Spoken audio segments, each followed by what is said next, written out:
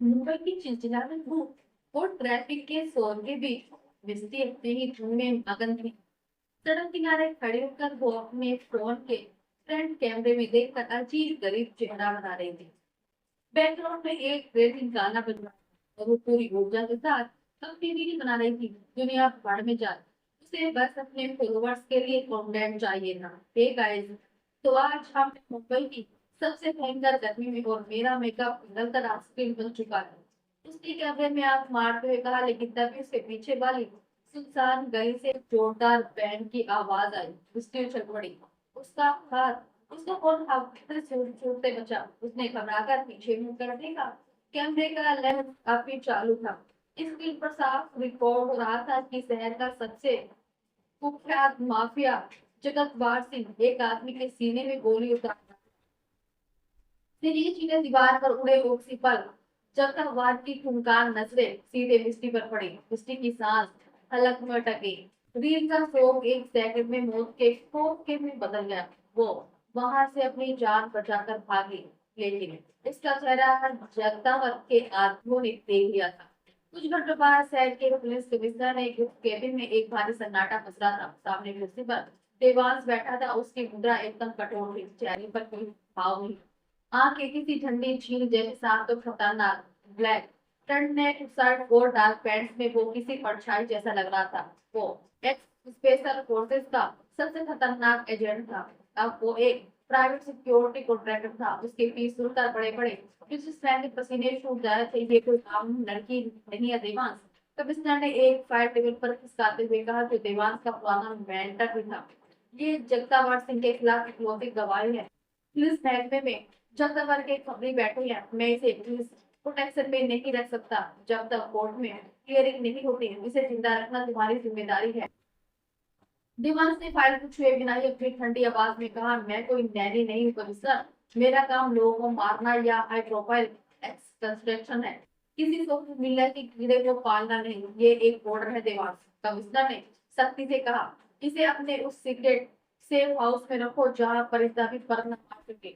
इसे एक खरोच भी नहीं आनी चाहिए। दीवार से जबड़ा पूछा, अपनी ओसीडी और एक का फसल जीवन शैली में किसी और का दखल उसे बर्दाश्त नहीं था। वो भी एक ऐसी लड़की का जो मुसीबत का दूसरा नाम लग रही थी। लेकिन मेंढर का आदेश वो टाल नहीं सकता था। रात के 11 बजे थे। देवांश की फ्लैट एसयूवी शहर के सबसे महंगे और सुनसान इलाके में बनी एक गगन चुंबी इमारत के बेसमेंट में रुकी। वहां यह देवांश का पेंट हाउस था।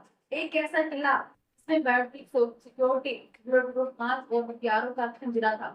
पूरे घर काले सफेद और ग्रे रंग में रंगा था। एक भी चीज अपनी जगह से 1 इंच भी खिसकी हुई नहीं थी। हर फर्नीचर, हर किताब, यहाँ तक कि कॉफी टेबल पर रखे पोस्टर भी एकदम परफेक्ट लाइन में लगे थे। मिस्टी जैसे ही लिफ्ट में बाहर निकली, उसकी आंखें फटी की फटी रह गई। बाहर माफिया उसकी जान का प्यासा था, लेकिन इस घर को देखकर वो अपना सारा डर भूल गई। वाह, क्या घर है। मिस्टी ने अपने घर पे स्केल्स पहने पहने ही इटालियन मार्बल पर कदम रखा और एक महंगी लेदर काउच की तरफ दौड़ पड़ी। तुम्हारे पास तो अपना खुद का भी है। ओएमजी, इस टीवी में नेटफ्लिक्स भी है क्या? मेरा तो सब्सक्राइबर भी खत्म हो जाएगा। देवांश ने अपनी आंखें बंद की। उसके दिमाग की नसें फड़क रही थी। उसने एक झटके में मिस्टी का कोरट पीछे से पकड़ा और उसे काउच पर गिरने से रोक दिया। मुझे ध्यान से सुनो। पैकेज।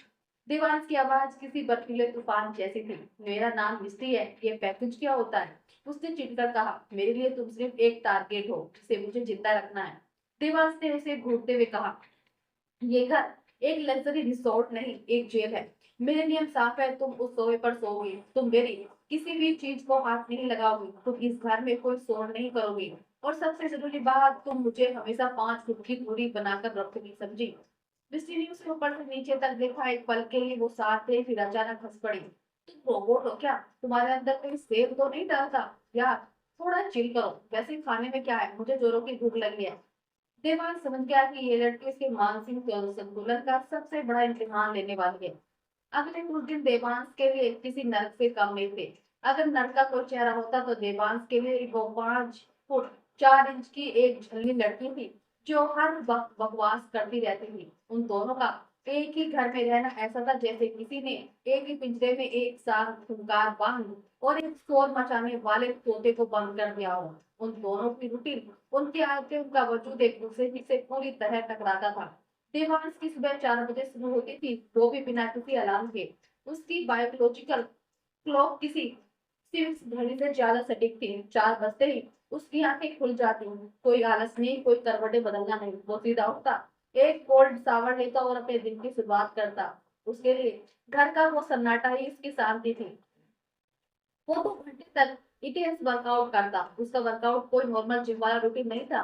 वो मिलिट्री स्टाइल ट्रेनिंग करता था। बिना शर्ट के पसीने में नहाया हुआ देवांश जब अपनी बालकनी में पुशअप्स लगाता तो उसकी पीठ और बाहों की हर एक नस तन जाती। उसके लिए फिटनेस सिर्फ एक रूटीन नहीं बल्कि सर्वाइवल का तरीका था। वर्कआउट के बाद वो अपनी गन फिट निकालता, अपने ग्लोव और स्पाइनल पर राइफल को खोलकर उसके एक एक पुर्जे को साफ करना, उसे तेल लगाना और वापस असेंबल करना, ये उसका मेडिटेशन था। उसे हथियारों की ठंडी धातु और गन ऑयल की महक से सुकून मिलता था। और फिर उसका नाश्ता, देवांश की डाइट एकदम हिस्से, 150 ग्राम उबला हुआ चिकन, 50 ग्राम ब्रोकली और कुछ उबले हुए अंडे। ना कोई नमक, ना कोई मिर्च, ना कोई मसाला। उसका मानना था कि खाना सिर्फ शरीर को फ्यूल देने के लिए होता है, स्वाद के लिए नहीं। उसका पूरा जीवन, उसका घर, उसका दिमाग, सब कुछ एक कठोर अनुशासित मशीन की तरह काम करता था, जहाँ हर चीज अपनी जगह पर थी। हर काम का एक फिक्स टाइम था। लेकिन फिर एक मशीन में मिस्टी नाम का वायरस आ गया।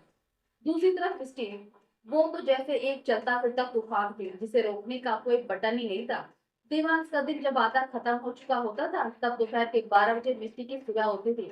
और वो भी शांति से नहीं। देवांश अपने लैपटॉप पर कुछ सीक्रेट सिक्योरिटी फाइल्स चेक कर रहा था और अंदर गेस्ट रूम से मिस्टी के खराटे पूरे पेंट हाउस में गूंज रहे होते थे। देवांश को हर उस आवाज से नफरत थी जो उसे कंट्रोल से बाहर हो। और मिस्टी की खराटों की आवाज उसके दिमाग की नसों में हथौड़ों की तरह बसती थी। जब फाइनली मैडम सोकर उठती तो ऐसा लगता जैसे घर में कोई बवंडर आ गया हो। वो अपने ओवर साइज टी शर्ट्स और अजीब से पजामे में बाल बिखराए हुए आंखें मलते हुए बाहर आती। देवांश का वो पेंट हाउस जो 2 दिन पहले तक किसी 5 स्टार होटल से ज्यादा साफ और परफेक्ट था, अब एक कबाड़ खाना लग रहा था। देवांश अपनी जगह से बैठे बैठे अपनी आंखें बंद कर लेता और गहरी सांस लेता। उसका ओसीडी उसे अंदर ही अंदर मार रहा था। मिस्टी ने इटालियन मार्बल के फर्श पर अपने गंदे स्टिकर्स छोड़ रखे थे। देवांश के लाखों के लेदर सोफे पर उसने अपने कपड़े ऐसे फेंके थे जैसे वो कोई वॉशिंग मशीन हो। कांच की उस परफेक्ट सेंटर टेबल पर मिस्टी ने अपने मेकअप के टिश्यू पेपर, आधे खाए हुए चिप्स के पैकेट और बालों के रबर बैंड छोड़ रखे थे। यहाँ तक कि देवांश ने सोफे के जो कुशन एकदम नाप तोड़कर एक एंगल में सेट किए थे, मिस्टी ने उन पर लेट लेट कर उनका कोचुम्बर निकाल दिया था। देवांश की मुट्ठी गुस्से से कस जाती थी। वो खुद को बार बार याद दिलाता था कि ये एक पैकेज है, इसे मारना नहीं, इसे जिंदा रखना है।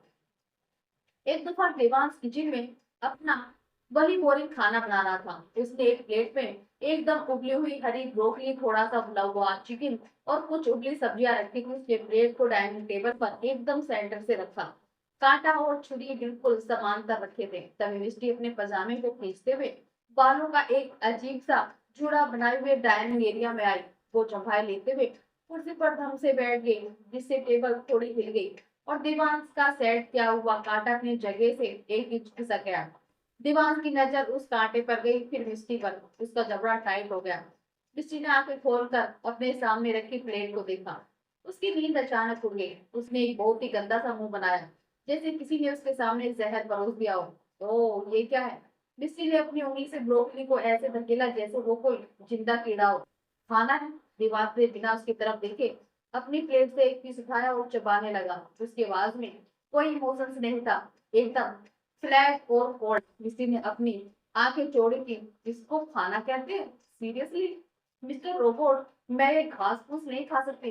इसमें तो नमक भी नहीं है। ऐसा लग रहा है जैसे किसी गाय का चारा चुरा कर प्लेट में रख दिया हो। देवास ने अपने कांटा नीचे नहीं रखा।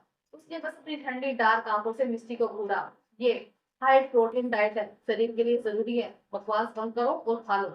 बिल्कुल नहीं, मिस्टी ने बच्चों की तरह हाथ बांधे और कुर्सी पर पीछे की तरफ टिक गई।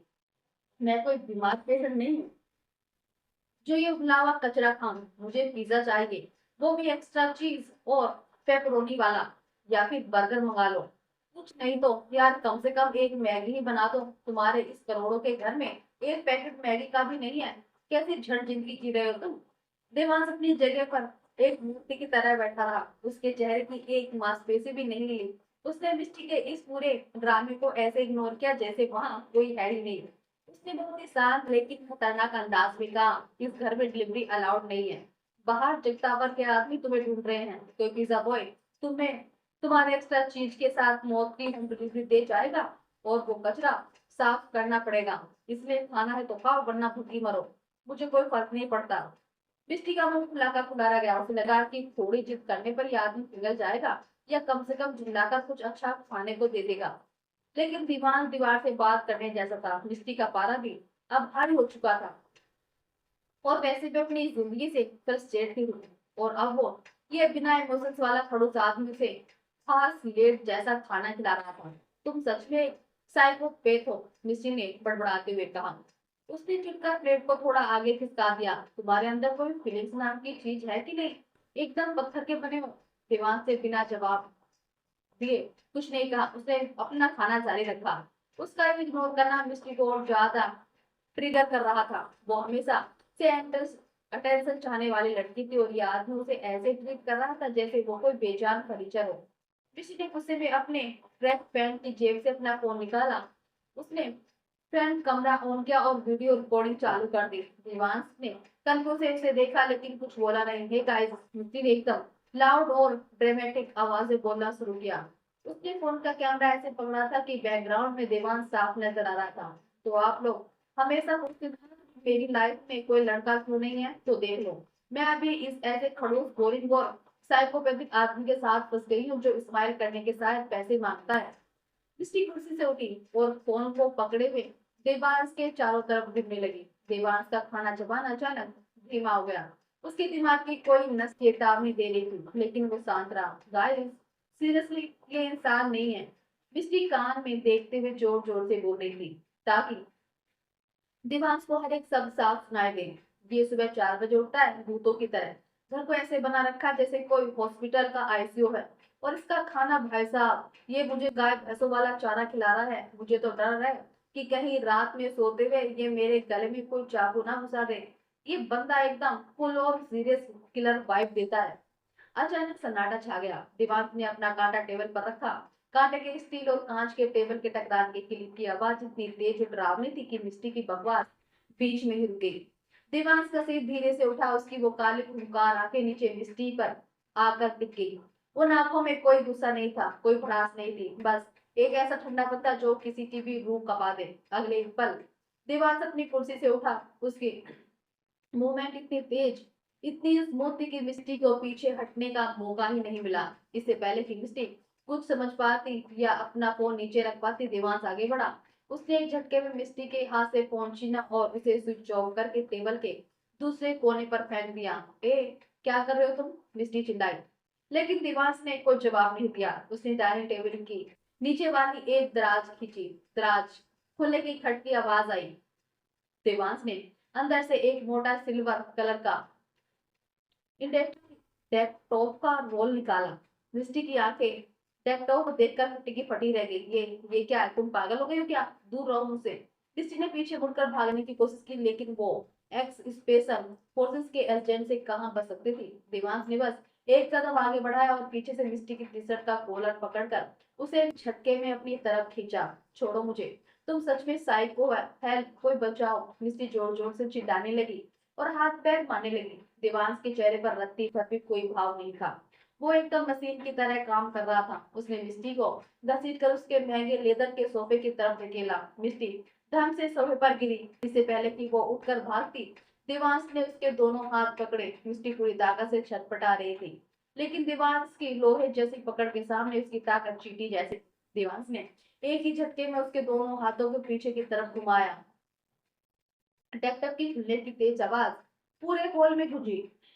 देवांश ने बहुत ही सफाई से बिना मिस्टी को कोई चोट पहुंचाए उसके दोनों हाथों की कलाइयों पर डक्ट टेप लपेट दिया और उसे सोफे के पीछे वाले हिस्से से बांध दिया। तुम मुझे ऐसे नहीं बांध सकते, मैं पुलिस को कॉल करूंगी, मैं तुम्हें जेल भिजवाऊंगी। एक बार फिर टेप के खुलने की आवाज आई। इस बार देवांश ने टेप का एक लंबा टुकड़ा फाड़ा। उसने मिस्टी के चेहरे के बिल्कुल करीब आकर उसे देखा। मिस्टी की सांसें तेज चल रही थी। उसकी आंखों में गुस्सा और हल्का सा डर था। देवांश का चेहरा उसके चेहरे से बस कुछ इंच दूर था, लेकिन यहाँ कोई रोमांटिक टेंशन नहीं थी। यहाँ कोई आंखों में आंखें मिलाना वाला बॉलीवुड सीन नहीं चल रहा था। देवांश के चेहरे पर सिर्फ एक गहरी खौफनाक चिड़चिड़ाहट थी। मैं पुलिस कमिश्नर के लिए ही काम करता हूँ, इडियट, देवांश ने फुसफुसाते हुए कहा। और इससे पहले कि मिस्टी और कुछ गालियां बक पाती, देवांश ने वो सिल्वर लैपटॉप का टुकड़ा सीधा उसके फोटो पर चिपका दिया। मिस्टी की आंखें एकदम गोल हो गई। वो पूरी ताकत से चिल्लाने की कोशिश कर रही थी, लेकिन टेप इतना मजबूत था कि उसके मुंह से सिर्फ घुटी घुटी सी आवाजें आ रही थी। वो गुस्से में सोए पर पैर पटकने लगी। देवांश ने आराम से डक टेप का रोल वापस दराज में रखा। उसने अपनी कलाई पर बंधी काली स्मार्ट वॉच की तरफ देखा। शांति। देवांश ने बिल्कुल नॉर्मल टोन में कहा, जैसे अभी उसने कुछ किया ही ना हो। फाइनली इस घर में वो शांति वापस आ गई जो मुझे चाहिए थी। उसने मुड़कर मिस्टी को देखा, जो उसे ऐसी नजर से घूर रही थी जैसे अगर उसकी आंखें बंदूक होती तो वो देवांश के सीने में 100 गोलियां उतार चुकी होती। मिस्टी की लाल होती शक्ल देखकर देवांश को कोई तरस नहीं आया। अगले 2 घंटे तक तुम ऐसे ही सोए पर बैठी रहोगी, देवांश ने अपनी ठंडी आवाज में उसे हुक्म दिया। मुझे अपना काम करना है और तुम्हारे इस बकवास शोर के साथ मैं फोकस नहीं कर पा रहा हूँ। अगर तुमने चुपचाप बैठने की कोशिश की तो शायद मैं 2 घंटे बाद तुम्हें खोल दूँ, और तुमने ज्यादा झटपटाने की आवाज करने की कोशिश की तो मैं तुम्हें उस बाथरूम में बंद कर दूंगा जहाँ नेटवर्क भी नहीं आता। मिस्टी ने और जोर से चिल्लाना शुरू किया और उसे घूरा, लेकिन वो भी समझ गए थे कि एक खड़ूस आदमी जो बोलता है वो करता है। उसने हार मानकर अपने पैर पटकने बंद कर दिए और बस उस खूंखार नजरों से उसे घूरती रही। देवांश ने बिना कोई दूसरा रिएक्शन दिए अपना लैपटॉप उठाया और डाइनिंग टेबल पर वापस आकर बैठ गया। उसने अपना काम शुरू कर दिया। उस बड़े से करोड़ों के लग्जरी घर में अब एकदम पिन ड्रॉप साइलेंस था। बैकग्राउंड में कोई रोमांटिक म्यूजिक नहीं बज रहा था, कोई स्लो मोशन वाली फीलिंग नहीं थी। पूरे घर में सिर्फ देवांश की कीबोर्ड पर टाइप करने की खटखट आवाज आ रही थी और मिस्टी की घुटी हुई गुस्से वाली सांसों की आवाज। ये कोई प्यार की शुरुआत नहीं थी। ये एक ऐसे खड़ूस पत्थर बॉडी गार्ड का फ्रस्ट्रेशन था जो अपनी शांति के लिए कुछ भी कर सकता था, और एक ऐसी झिल्ली लड़की का गुस्सा था जो इस रोबोट की जान लेने के सपने देख रही थी। दोनों एक दूसरे को बर्दाश्त नहीं कर सकते थे, लेकिन मजबूरी ने उन्हें एक ही पिंजरे में बंद कर दिया था। और ये तो बस इस भयानक पागलपन से भरे सफर की शुरुआत थी। देवांश के दिमाग में अब तक मिस्त्री की एक बहुत ही सॉलिड और क्लियर इमेज बन चुकी थी। दुनिया की सबसे बेवकूफ, मतलबी, छिछोरी और अटेंशन सीकर लड़की। एक ऐसी लड़की जिसके लिए दुनिया सिर्फ इंस्टाग्राम के फिल्टर और सोशल मीडिया के लाइक्स तक सीमित थी। देवांश ने अपनी पूरी लाइफ में इतने खूंखार क्रिमिनल, माफिया और टेररिस्ट को हैंडल किया था, लेकिन इस 5 फुट 4 इंच की डिजास्टर ने उसके सब्र का ऐसा इम्तिहान लिया था जो कोई दूसरा नहीं ले पाया। उसे लगता था कि मिस्री एक बिगड़ी हुई एजेंट लड़की है, जिसे इस बात का कोई अंदाजा नहीं है कि बाहर जगदाबाद के शूटर उसकी जान लेने के लिए किस हद तक जा सकते थे।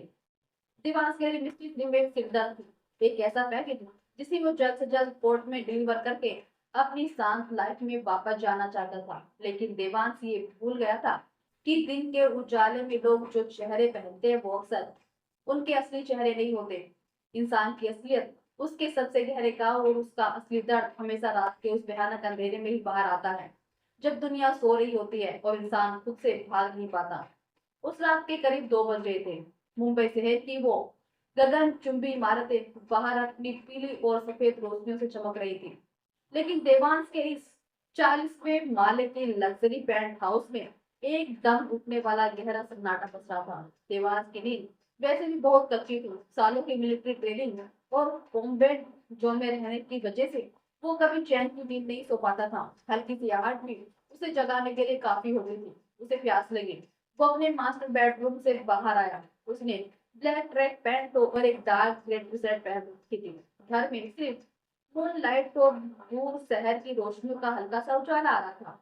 वो तभी पाँव किचन की तरफ जा रहा था, एकदम किसी परछाई की तरह। तभी अचानक उसके तेज कानों में एक आवाज पड़ी। आवाज बहुत ही धीमी थी, कोई फुसफुसाहट जैसे दीवार के कदम वहीं रुके। उसकी बॉडी का हर एक मसल अलर्ट हो गया। क्या कोई सिक्योरिटी ब्रांच हुआ है? क्या जगता हुआ के आदमी अंदर घुस आए हैं? उसने अपनी कमर के पीछे हाथ ले जाकर अपनी गन को तोड़ने की कोशिश की, जो हमेशा उसके पास होती थी, लेकिन फिर उसे एहसास हुआ कि आवाज बाहर बालकनी की तरफ से आ रही है। उसके लिए किसी झटके से भी कम नहीं था। वो कोई कातलाना घुसपैठ नहीं था, वो मिस्टी थी।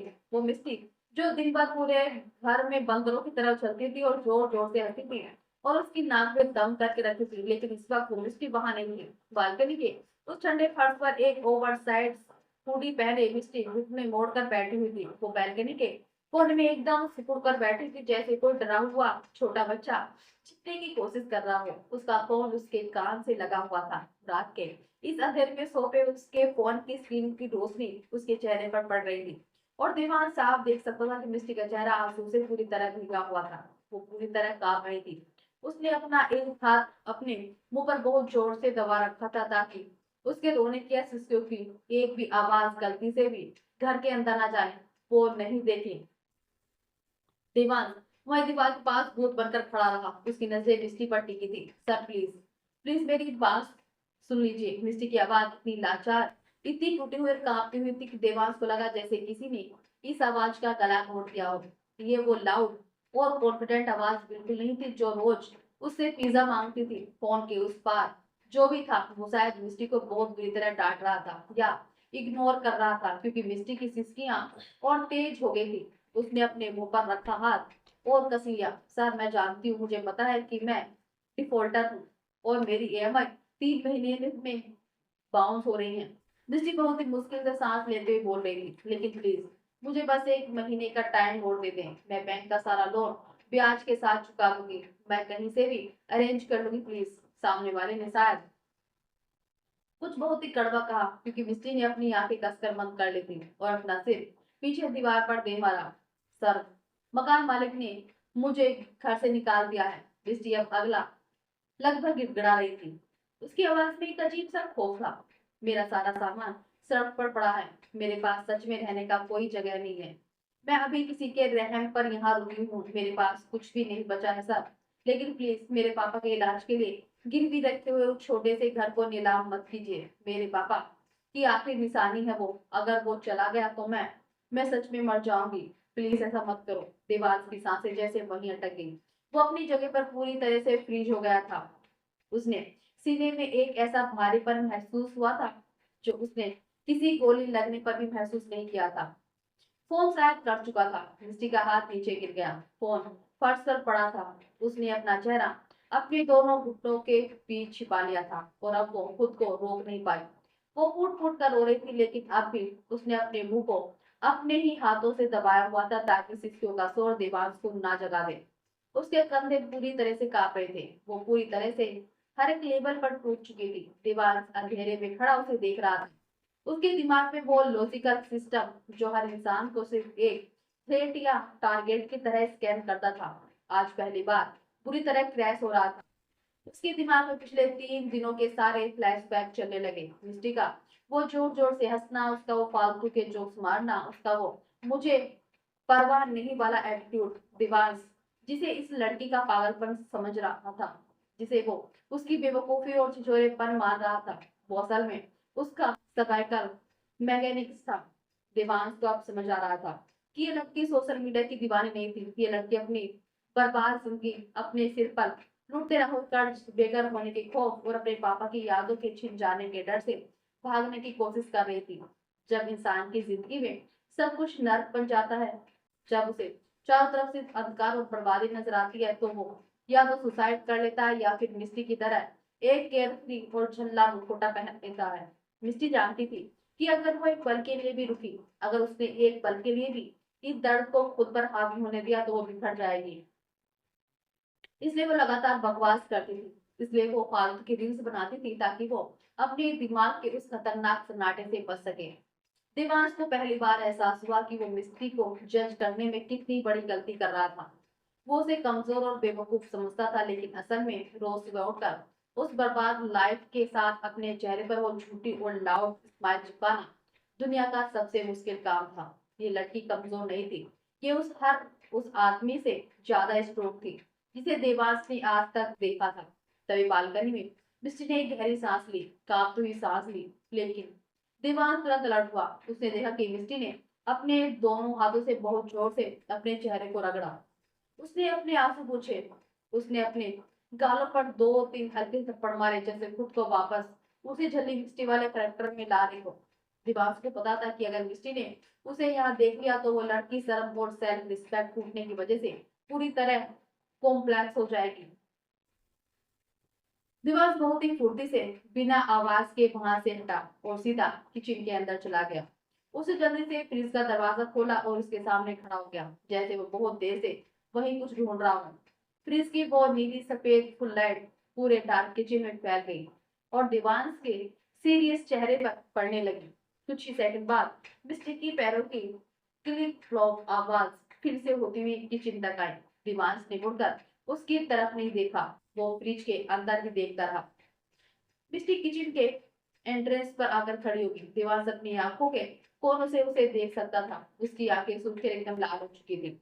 उसकी नाक भी लाल थी और आवाज में अभी भी वो रोने वाला भारीपन था जिसे वो छिपाने की पूरी कोशिश कर रही थी। लेकिन जैसे ही मिस्टी ने देवांश को देखा, उसके चेहरे पर अचानक एक बहुत ही चौड़ी, ओवर द टॉप और बिल्कुल फेक स्माइल आ गई। वही स्माइल जिसे देखकर देवांश को कुछ घंटे पहले चिढ़ मचती थी, लेकिन अभी इस स्माइल को देखकर देवांश के सीने में एक बहुत अजीब सी चुभन हुई। ये स्माइल अब उसे इरिटेटिंग नहीं लग रही थी, बल्कि एक बहुत ही दर्दनाक ढाल लग रही थी। ओए बॉडीगार्ड, मिस्टी ने अपने उसी पुराने चिढ़ाने वाले टोन में कहा। हालांकि उसकी आवाज में हल्की सी क्रैक हुई, लेकिन उसने तुरंत तुरंत कवर कर लिया। तुम रात के 2 बजे भूतों की तरह इस किचन में क्या ढूंढ रहे हो?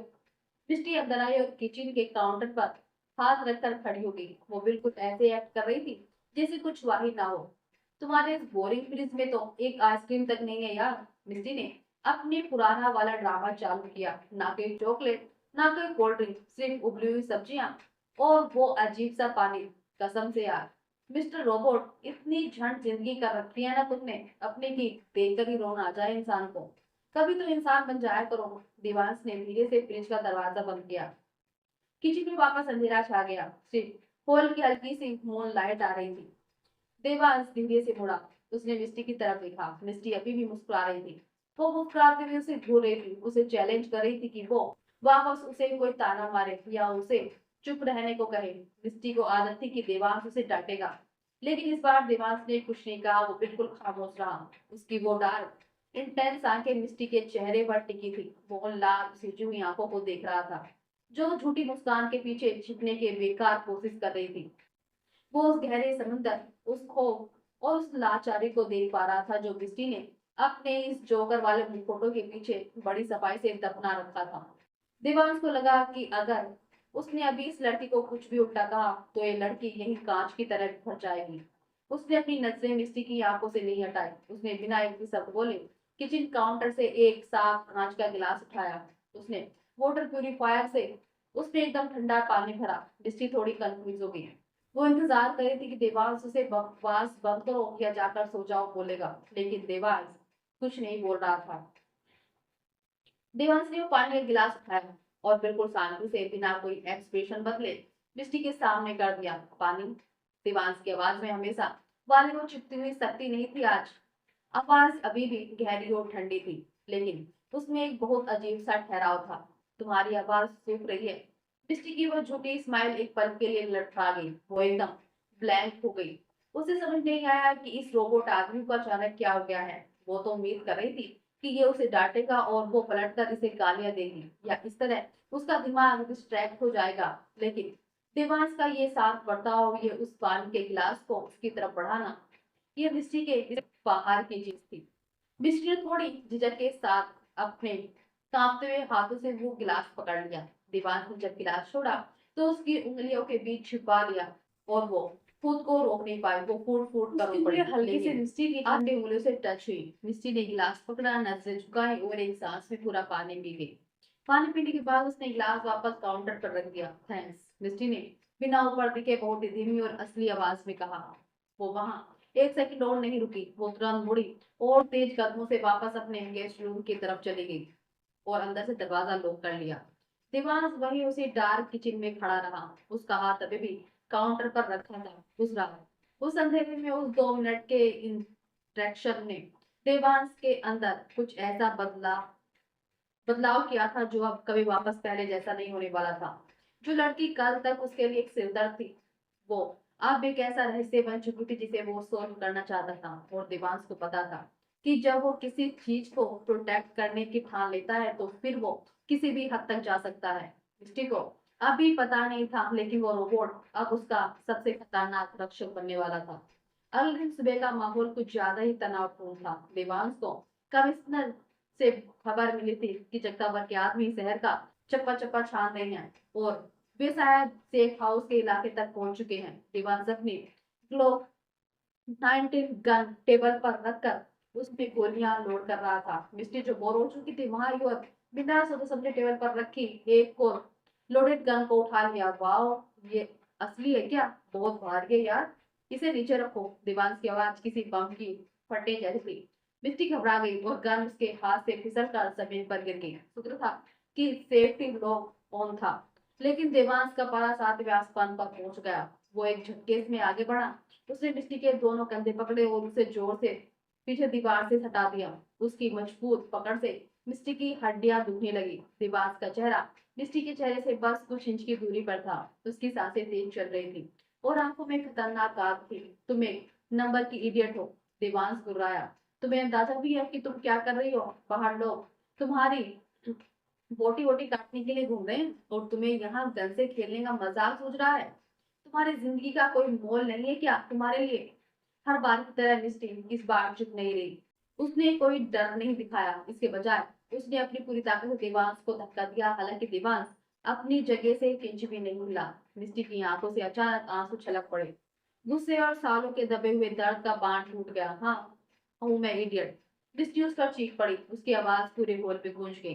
क्योंकि मेरी लाइफ में रोने के लिए इतनी चीजें हैं कि अगर मैं ये फालतू का मजाक नहीं करूंगी ना तो मैं सच में मर जाऊंगी। मेरा कोई घर नहीं है, मेरे सर पर लाखों का कर्ज है, मेरे अपने मुझे छोड़कर जा चुके हैं और अब बाहर कोई माफिया मुझे मारने के लिए घूम रहा है। तुम्हें क्या पता दर्द क्या होता है मिस्टर रोबोट? तुमने तो अपनी सारी फीलिंग्स इन परफेक्ट घर में दफना रखी है। मिस्टी हाँफने लगी। उसके आंसू गालों से बहकर नीचे टपक रहे थे। वो दीवार से लगकर नीचे खिसकने लगी। पूरी तरह से टूट चुकी थी वो। देवांश पत्थर की तरह खड़ा रहा। मिस्टी के हर शब्द ने उसके उस मजबूत भावहीन कवच पर सीधा वार किया था। मिस्टर रोबोट का सिस्टम पहली बार क्रैश हो रहा था। उसने मिस्टी को फर्श पर रोते हुए देखा। उसके अंदर का वो खड़ूस एजेंट अचानक कहीं गायब हो गया। वो धीरे से नीचे झुका। उसने अपना बड़ा रफ हाथ मिस्टी के गाल पर रखा। उसने अपने अंगूठे से उसके आंसू पूछे। उसकी छुअन में वो शक्ति नहीं थी आज, बल्कि एक ऐसा अधिकार था जो पहले कभी नहीं था। आज के बाद दीवान की आवाज भारी और बेहद गहरी थी। तुम किसी भी चीज के लिए नहीं रहोगी और तुम्हारी ये बकवास जिंदगी अब मेरी जिम्मेदारी है। मिस्टी ने नम आंखों से उसे देखा। उस ठंडे बूढ़े गार्ड की आंखों में उसे पहली बार एक डार्क जुनूनी और पजेसिव केयर नजर आई। वो जानती थी कि यह आदमी अब सिर्फ उसकी जान नहीं बचाएगा, बल्कि उसे पूरी दुनिया से बचाकर अपने पास कैद कर लेगा। उस रात बालकनी वाले वाक्य के बाद से देवांश पूरी तरह बदल गया। मिस्टी ने खुद भी ये बदलाव महसूस किया। देवांश अब वो रोबोट या मशीन नहीं रहा था जो सिर्फ कमिश्नर का हुक्म मान रहा था। मिस्टी अब उसके लिए कोई पैकेज या टारगेट नहीं थी, वो अब उसकी हो चुकी थी। देवांश का वो भयानक ओसीडी जो पहले घर की सफाई, कुशन के एंगल और कांटों की सेटिंग पर था, वो अब पूरी तरह से मिस्टी की सुरक्षा पर शिफ्ट हो गया था। अब अगर मिस्टी सोए पर चिप्स गिराती तो देवांश उसे डांटता नहीं था, बल्कि वो इस बात पर ध्यान देता कि मिस्टी ने आज खाना ठीक से खाया या नहीं। वो उसे अपनी नजरों से एक सेकंड के लिए भी दूर नहीं जाने देना चाहता था। यहाँ तक कि जब मिस्टी बाथरूम में होती तो देवांश दरवाजे के बाहर खड़ा रहता। उसका पजेसिव नेचर अब किसी साइकोपैथ जैसा होने लगा था।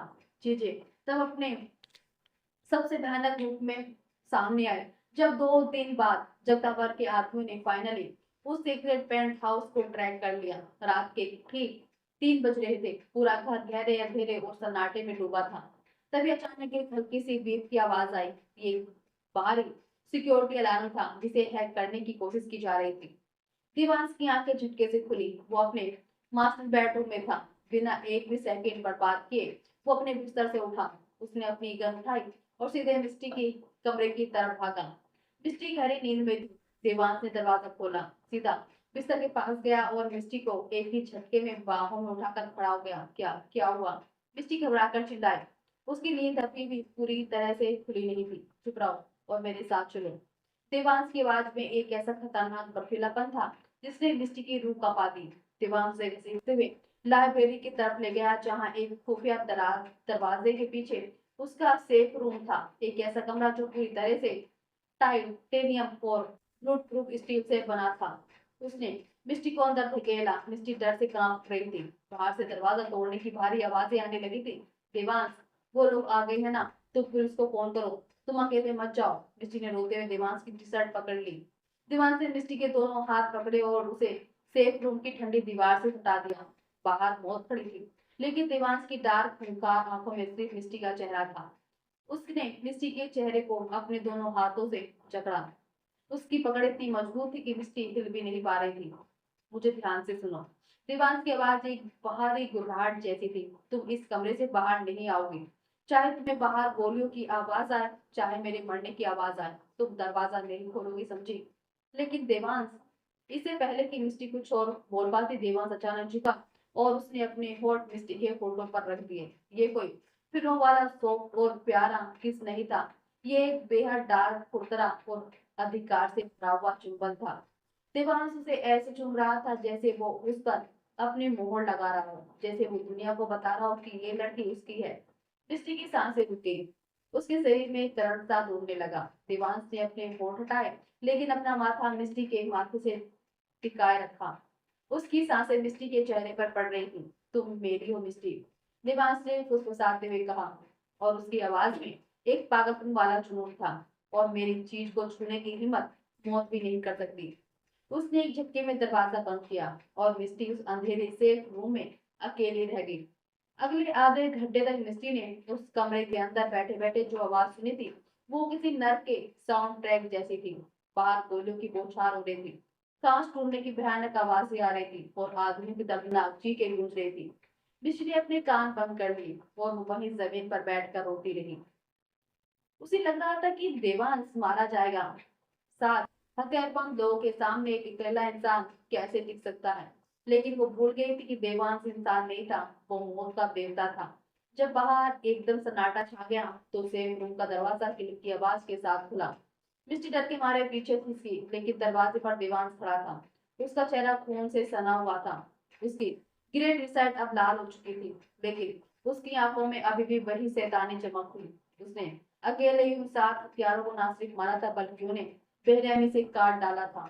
जब आखिरी आदमी खून से लथपथ जमीन पर रह रहा था, तो देवांश ने अपने भारी जूतों से उसका हाथ कुचल दिया था। उसने उस आखिरी आदमी का कॉलर पकड़ा था और उसके कान में खौफनाक आवाज में फुसफुसाया था, तुम्हारे बॉस को लगा कि वो मेरे घर में घुसकर मेरी चीज पर नजर डाल सकता है। अब मैं उसे उसके घर में घुसकर खत्म करूंगा। देवांश ने मिस्टी की तरफ हाथ बढ़ाया। मिस्टी उसे देखकर डरी नहीं, बल्कि दौड़कर उसके सीने से लगी। देवांश ने उसे अपनी मजबूत बाहों में ऐसे जकड़ लिया जैसे वो उसे अपने अंदर ही छिपा लेना चाहता हो। इस भयानक हमले के ठीक एक हफ्ते बाद कोर्ट की हियरिंग खत्म हो चुकी थी। देवांश ने अपना वादा निभाया था। उसने जगतावर सिंह का ऐसा खतरनाक इंतजाम किया था कि पुलिस और कोर्ट से पहले ही वो माफिया अपने ही घर में भीख मांगता हुआ पकड़ा गया था। जगतावर के सारे काले चिट्ठे खुल गए थे और वो अब हमेशा के लिए जेल की काल कोठरी में सड़ रहा था। पुलिस कमिश्नर ने मिस्ट्री और आधिकारिक रूप से स्वतंत्र घोषित कर दिया था। तुम आजाद हो मिस्ट्री, अब तुम्हें छिपने की कोई जरूरत नहीं है। कमिश्नर ने उसे फोन पर बताया था। आजाद, ये सब मिस्ट्री के कानों में गूंज रहा था। वो उस लग्जरी गेस्ट रूम में खड़ी अपनी पुरानी और घिसी हुई जींस पहन रही थी। उसे अपना वो छोटा सा फटा हुआ बैग पैक किया। माफिया का फटा हुआ बैग। माफिया का खौफ खत्म हो गया था, लेकिन असल जिंदगी का राक्षस अभी भी मुंह बाय खड़ा था। बैंक का डिफॉल्ट लोन, बिना छत की जिंदगी और पापों के इलाज के लिए गिरवी रखा हुआ वो छोटा सा घर। वो वापस उसी नर्क में जाने वाली थी, लेकिन सबसे ज्यादा उसे वो दर्द महसूस हो रहा था जो इस खड़ूस साइकोपैथ बॉडीगार्ड को देखकर जाने में हो रहा था। वो भारी कदमों से बैग खींचते हुए लिविंग रूम में आई। पूरा घर साफ था। फोन के धब्बे कब के साफ कर दिए गए थे। देवांश अपनी पुरानी मुद्रा में बालकनी के पास कांच की दीवारों के सामने खड़ा था।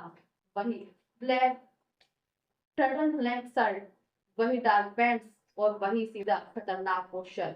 तो फाइनली मेरी आजादी का दिन आ गया, मिस्टी ने एक बहुत ही फीकी और दर्द भरी मुस्कान के साथ कहा। उसके आवाज में वो पहली वाली चहक नहीं थी। थैंक यू मुझे बर्दाश्त करने के लिए मिस्टर रोबोट, तुमने मेरी जान बचाई, मैं ये एहसान कभी नहीं भूलूंगी। मिस्टी मुड़ी और दरवाजे की तरफ जाने लगी। उसे लगा देवांश पीछे से उसे आवाज देगा, उसे रोकेगा, लेकिन देवांश अपनी जगह से एक इंच भी नहीं हिला। मिस्टी का दिल टूट गया। उसने दरवाजे का हैंडल पकड़ा। टेबल पर जो फाइल है उसे खोल कर देखो। अचानक पीछे से देवांश की वो बारीक कमांडिंग आवाज आई। मिस्टी छिटकी। उसने मुड़कर सेंटर टेबल की तरफ देखा। वहां एक मोटी सी ब्लैक फाइल रखी थी। मिस्टी ने बैग नीचे रखा और धीरे धीरे टेबल के पास आई। उसने कांपते हाथों से वो फाइल खोली। पहला पेपर देखते ही उसकी सांसें अटक गई। ये उस बैंक का ऑफिशियल लेटर था जिसने उसके डिफॉल्टर घोषित किया था, लेकिन इस पेपर पर लाल रंग से बड़ा बड़ा लिखा था लोन क्लोज्ड।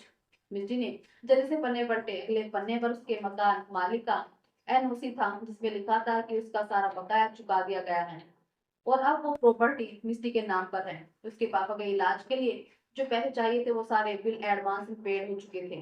यहाँ तक कि उनके उसके नाम पर एक बहुत बड़ा ट्रस्ट फंड भी बना दिया गया था। सब कुछ जीरो हो चुका था। ये क्या है? मिस्टी हकलाने लगी। इसकी आंखों से आंसू गिरने लगे। तुमने तुमने ये सब कैसे? इतने करोड़ों रुपए? दीवान धीरे धीरे मुड़ा। वो एक शिकारी की तरह बिल्कुल बिना आवाज किए मिस्टी की तरफ बढ़ने लगा। उसके चारों में गुस्सा और खौफ था, जिसे देखकर मिस्टी के पैर अपने आप पीछे खिसकने लगे। दीवान तब तक आगे बढ़ता रहा जब तक मिस्टी की पीठ दीवार से नहीं टकरा गई।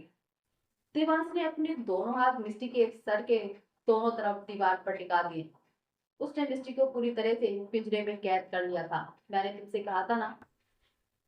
देवांश की आवाज बिल्कुल फुसफुसाहट वाली थी, लेकिन उसमें एक इतना गहरा और टॉक्सिक अधिकार था कि मिस्टी का दिल जोरों से धड़कने लगा। कि तुम्हारी जिंदगी, तुम्हारी हर एक सांस, तुम्हारा वो बकवास लोन सब मेरी जिम्मेदारी है। पर देवांश, मैं तुम्हारे पैसे लौटा दूंगी, मैं काम करूंगी। मुझे तुम्हारे पैसे नहीं चाहिए। मिस्टी, देवांश ने अपना एक हाथ दीवार से सटाया और मिस्टी की कमर को कसकर पकड़ लिया। उसने मिस्टी को इतनी जोर से अपनी तरफ खींचा कि मिस्टी का सीना देवांश के मजबूत सीने से टकरा गया। देवांश की उंगलियां मिस्टी की कमर की त्वचा में धंस गई। तुम बाहर गई थी अपनी आजादी के लिए ना? देवांश ने अपना चेहरा मिस्टी की गर्दन के बिल्कुल पास लाते हुए कहा। उसकी गर्म सांसें मिस्टी की गर्दन को जला रही थी। तुम्हारी कोई आजादी नहीं है मिस्टी। तुमने क्या सोचा था कि तुम मेरे घर में आओगी, मेरी शांति को आग लगाओगी, मुझे उस अंधेरे से बाहर निकालोगी और फिर अपना एक घटिया सा बैग उठाकर चली जाओगी? मिस्टी उसकी इस डार्क इंटेंसिटी इंटेंसिटी के सामने कांप रही थी। वो डर भी रही थी, लेकिन उसे इस डर में एक बहुत अजीब सा नशा महसूस हो रहा था। तुम एक माफिया से तो बच गए। देवांश ने अपना चेहरा ऊपर किया और उसकी लाल होती हुई आंखों में सीधे देखा। लेकिन तुम एक ऐसे शैतान के चुंगल में फंस गई हो जो अब तुम्हें मरने के बाद भी नहीं छोड़ेगा। मैंने तुम्हारे सारे कर्ज खरीद लिए हैं मिस्टी। मैंने तुम्हारी जिंदगी खरीद ली है। तुम अब किसी के बैंक की डिफॉल्टर नहीं, तुम मेरी हो, पूरी तरह से मेरी हो। दिवांश की आंखों में जो पॉजिटिवनेस थी वो किसी आम इंसान की नहीं थी। वो एक ऐसे आदमी का जुनून था जिसने अपनी पूरी जिंदगी में कभी कुछ महसूस नहीं किया था। और जब उसे इस जंगली लड़की की लत लगी, वो उसके लिए पूरी दुनिया को जलाने के लिए तैयार था। तो मेरी दुनिया में एक ड्यूटी बनकर आई थी मिस्टी। देवांश ने मिस्टी के होठों पर अपना मुठा फेरते हुए कहा। लेकिन अब तुम मेरी ड्यूटी नहीं, मेरी सनक हो, और मेरी सनक मुझसे दूर नहीं जा सकती। मिस्टी ने उसकी आंखों में देखा। वहां कोई रोबोट नहीं था, वहां एक ऐसा खतरनाक आशिक खड़ा था जो इसके लिए किसी भी हद तक जा सकता था। मिस्टी को यहाँ से भाग जाना चाहिए था। उसे इस टॉक्सिक और पागल इंसान से दूर भागना चाहिए था, लेकिन उससे पहले उसने पहली बार जिंदगी में लगा कि उसे अब कभी दुनिया में अकेले नहीं लड़ना पड़ेगा। इस खूंखार आदमी ने उसे पूरी दुनिया से बचाकर अपने सीने में कैद कर लिया। मिस्टी ने अपनी वो असली बेखौफ और झिल्ली स्माइल दी तो उसने अपने दोनों हाथ देवांश की गर्दन में डाल दिए और उसकी शर्ट का कॉलर कसकर पकड़ लिया।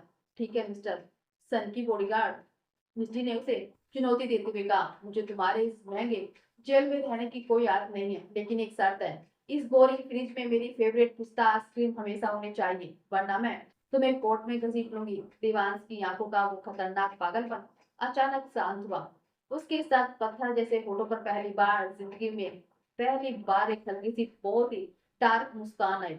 उसने मिस्टी की कमर पर अपनी पकड़ और मजबूत करते हुए उसे हवा में उठा लिया और उसके होठों पर प्रेस कर दिया।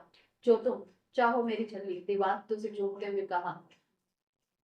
आग और पानी का ये खेल अब एक नए बेहद डार्क जर्नी सफर में बदल चुका था। मिस्टी अब दुनिया की सबसे सुरक्षित लड़की थी क्योंकि उसकी हिफाजत एक ऐसे सन की कर रहा था जिसका सिनक का नाम ही मिस्टी था।